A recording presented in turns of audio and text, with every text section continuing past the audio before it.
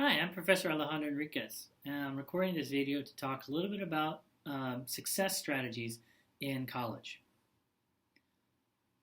One of the first things I want to talk about briefly is a hypothetical situation. Let's say that you have the first exam for your class coming up next week, and there's 10 subjects on it. Let's say this is a math class, and there's a whole bunch of subjects that you know that are going to be on the test because it says so on the syllabus, the teacher told you, it's been on the homework, whatever. Let's say that you look at these 10 subjects and 5 of them you feel confident about. And that means not just that you look at the name of the subject and it's like, oh, I know what that is, but you actually sit down and work practice problems and you can work them through successfully without resorting to a lot of looking at the book and so forth by the end, right? And then let's say there's 5 subjects that you're struggling with, meaning that you look at them and you're like, oh, I don't know about that one. And when you open the book or you try the practice problems or you look at the lectures, it just doesn't click. It doesn't work for you. What would you say would be your preferred strategy? If you said that you study the 5 things that you don't understand, that's absolutely correct. Everyone would agree with that. I think that's fairly obvious. In fact, most people say exactly that when questioned this way. But here's the thing to think about. Ask yourself for a second, how do you feel about yourself when you open up the book and look at the subjects that you do understand, that you feel confident about? Most people report that they feel comfortable, they feel confident, they feel good about themselves, they feel prepared for the exam, which is good. Here's another question. How do you feel about yourself when you open up the book and you look at the subjects that you're not confident on? How do you feel about yourself as a person? Most people answer this question by saying that they feel bad. They feel discouraged, they feel concerned, they feel worried, they feel scared, they are not confident. And that would be completely normal. I think that's because, of course, we're not in college for fun, most of us. We're here to build a career. That means that the stakes are high. This matters. You need to be able to understand this to earn grades on the test, to earn good grades in the class, ultimately to graduate and get a good job. So obviously the stakes are important. So here's an interesting thing about human psychology. We humans tend to avoid things that make us feel not good about ourselves. And most people, when they open up a subject that they're not confident in, like mathematics, and they review material on something specific in mathematics, for example, that they are not good at, it makes them feel bad about themselves as a person. We have this idea in our minds, and it's not valid, it's not a rational idea, but that good people don't struggle. And that's ridiculous. Everyone struggles. Everyone struggles. Good people and bad people struggle. But feeling like you're struggling in a class makes you feel somehow like you don't belong. Makes you feel like you're not worthy, that you shouldn't be in college. And most people in life, most people that you meet, what I say that they have a monster deep inside them. And that monster is built out of all of the negative experiences they've had in their life. And so some people's monsters are much larger than others. But that monster is fed by further negative experiences. And we avoid feeding that monster as much as we can. Unfortunately, when you open up a math book, let's say that you're weak on one of the things. Let's say you're weak on graphing. And you say, man, graphing, I don't even know, man. When you open up the book and you look at the graphing, it's not just that, oh, I don't know what this is, let me sit down and figure it out. That's a rational response, but we humans are not necessarily rational creatures. More likely, what happens is you open up the book. You're not smart enough. You can't do this. You're never gonna be worth anything. It's that kind of feeling. You feel like you don't belong. And the more that anything in this world has made you feel like you don't belong, whether it has anything to do with how your family's treated you or anything to do with your race or ethnic group or gender or language or anything like that, the more you have felt in your life like you don't belong, the more it'll feed that monster, that looking at the book and not knowing what it is, that will give opportunities for that monster to grow and tell you that you don't belong. And that's very unfortunate that that happens. But that is the grim reality of being a human being and having a human psychology, is that success in college does not have a lot to do with how smart you are. It is one factor. But a much bigger, much more important factor is not even much of how hard you're able to work, but how hard you're able to work when you feel like you don't belong. Like you feel like you can't do this. You feel like you should just drop out because why am I even here? I'm wasting time, I'm wasting money, I'm wasting energy. I could have just picked up a job at Walmart and I could be making $8 an hour right now. Instead, I'm paying $8 an hour to be here and get my butt kicked by this material. That's not a good feeling. Success in college is not the absence of that feeling. Success in college is the ability to work hard despite feeling that way. The ability to battle against the monster. And it's true that everyone has a different sized monster. Some people suffer more from anxiety than others, suffer more from previous traumas, may have had poor teaching, poor educational habits.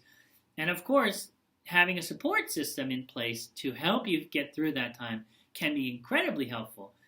But that's another advantage for people whose parents have been through college.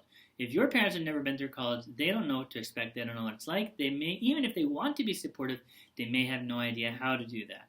And of course, if they've never been to college themselves, they may not understand the kind of work it takes to be successful in these college classes. They may not understand why you're spending so much time just sitting there working on material. Aren't you so smart? Shouldn't you just understand it by now? They may ask. That's an unreasonable question. But if they ask that because of their lack of experience, all that's going to do is further feed the monster inside you that says, yes, why don't you? Why don't you get it already? Maybe it's because you're stupid, right? Which is, not fair. That's not what it is. College is hard. College classes are hard.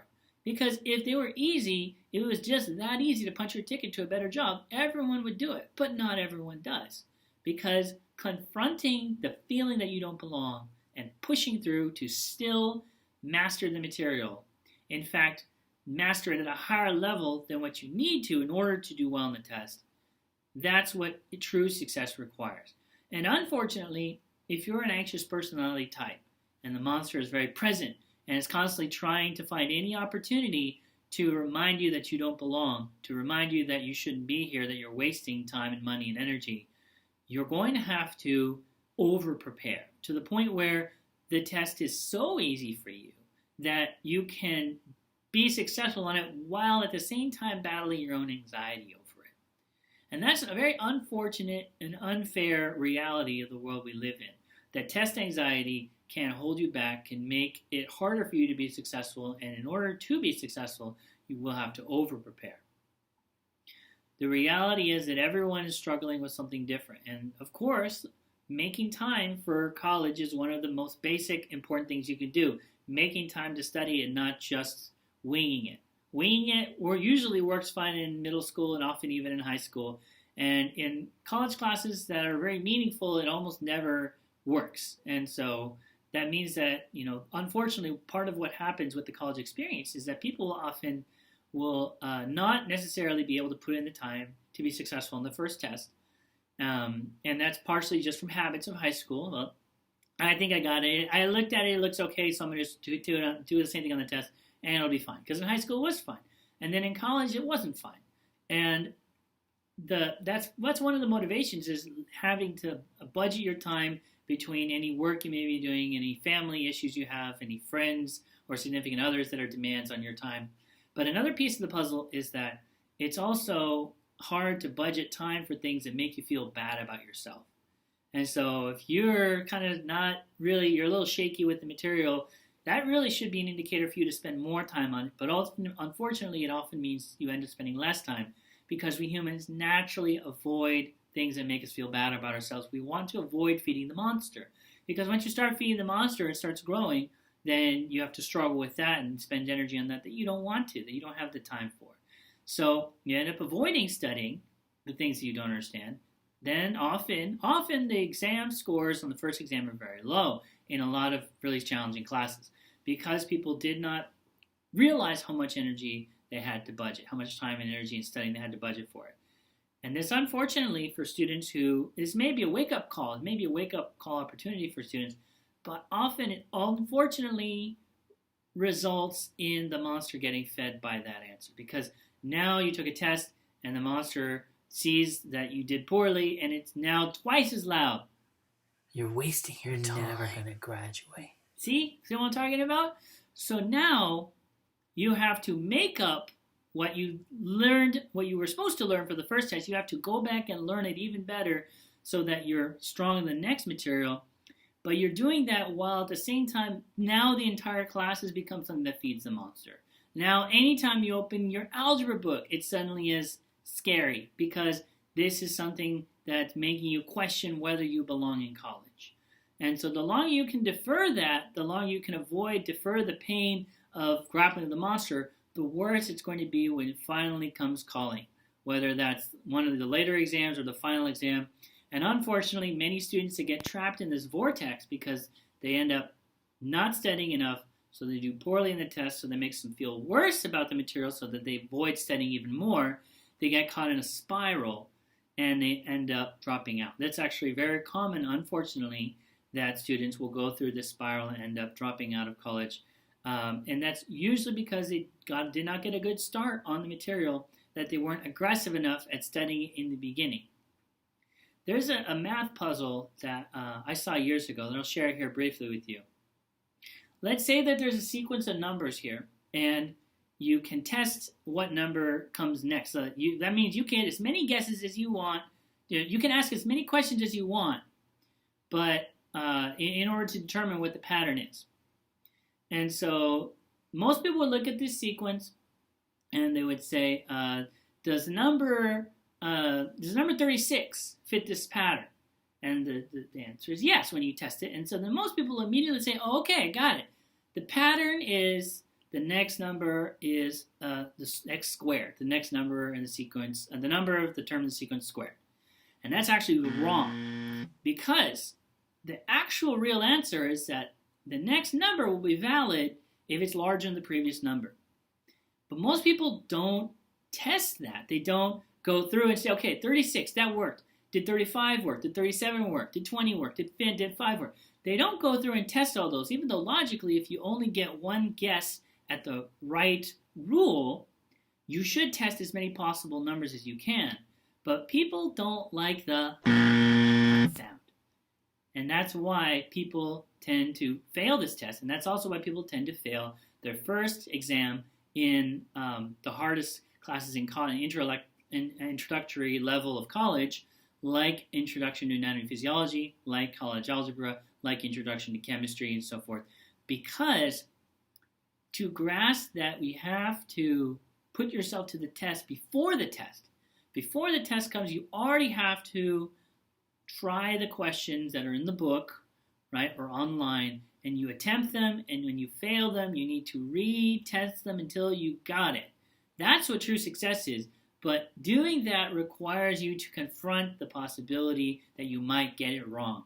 And that may be too much for some people to handle, but you have to. You have to dare to try and push through the practice material, or else the real exam will be your first introduction as to whether or not you've mastered this material. And often, as an anatomy and physiology instructor myself, I tell the students to make flashcards. And students often don't make flashcards. Because when you write down something on one side of the flashcard and you write the definition on the other side, and then when you hold it up and look at it, and you don't know what's on the other side, it makes you feel bad about yourself. It gives the monster a chance to say, just give up now. See what I'm talking about? But you have to. You have to confront the monster and say, I do belong here. I can do this. I do matter. This is not a waste of time. Even though I don't get perfect grades, I'm still learning. I'm still getting better, and that's making me a better person, someone who will be worthy of a better job. That's the whole point. That's the whole reason. You can do this. You do belong here. Colleges don't admit people that they don't think don't belong. They just don't. They always go through some kind of process to make sure that you're ready. And if you are in college, you are ready. You're not ready necessarily to be successful, but you're ready to struggle for that success. Good luck.